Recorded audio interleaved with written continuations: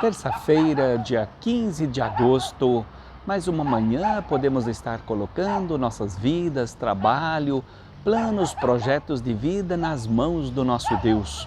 Devemos orar pelos nossos inimigos. Foi isso que Jesus também nos ensinou, a orarmos por eles, a interceder para que sejam transformados e moldados. Sei que minha mãe vivia muito tempo perto de Deus, escreve Madame Chiang. Quando pedíamos a opinião dela sobre qualquer coisa, ela dizia: preciso consultar a Deus primeiro. E consultar a Deus não era aquela coisa de 5 minutos, pensar e esperar, mas ela esperava até sentir paz no seu coração, até que ela pudesse dar uma resposta a algum pedido, a uma pergunta. Houve uma época quando, em vez de interceder pelo povo que estava sendo muito maltratado no seu país, a Madame Chiang se sentia como Tiago e João quando eles pediram que o Senhor deixasse cair fogo dos céus para consumir os samaritanos. Seguem as palavras dela. Foi um tempo antes da partida da mamãe. Ela estava bastante doente e não podia levantar-se do leito.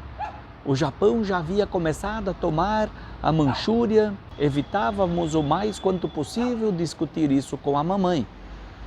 Mas um dia estava conversando com ela sobre o iminente perigo quando repentinamente exclamei com irresistível intensidade de sentimento: mamãe, a senhora é tão poderosa na oração, por que não pede para que Deus aniquile o Japão por meio de um terremoto ou de algum outro jeito? Ela virou o rosto por algum tempo, depois olhando seriamente para mim disse: quando você orar ou esperar que eu ore, não insulte a inteligência de Deus, pedindo que Ele faça alguma coisa que seja indigna até para você, uma mortal. Isto me impressionou profundamente, diz ela. Hoje posso orar pelos japoneses, sabendo que já há muitos deles que, como Kagawa, sofrem pela injustiça que seu país pratica contra a China. Por isso nós precisamos ler, meditar na palavra de Deus. Nós precisamos seguir o conselho que Deus dá para a gente.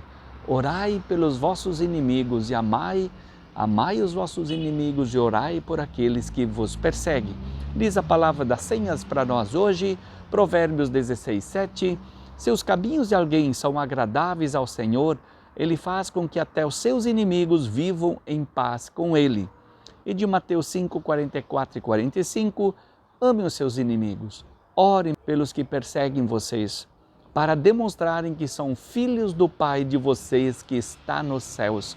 Orar, interceder, colocando nas mãos de Deus. Não cabe a nós crer, confiar, viver, deixarmos o exemplo de vida cristã e de podermos sempre de novo estar nos voltando ao nosso Deus cada dia. Aí numa palavra de Hans-Dieter Hirsch que diz assim: Deus o Senhor nos guarde de toda presunção e nos liberte para usarmos liberdade e criatividade para transformar inimigos em amigos. Que Ele apague lentamente em nós cada preconceito, sim, devagar, pois estamos cheios dele até o pescoço. Que Ele nos presenteie com um pouquinho de generosidade de sua plenitude e não nos deixe cair em sutilezas, estreitezas de pensamento e pobrezas de espírito. Por tudo isso nós rogamos de coração. Que Deus nos guie, nos oriente, fortaleça a nossa fé nessa terça-feira e nos conduza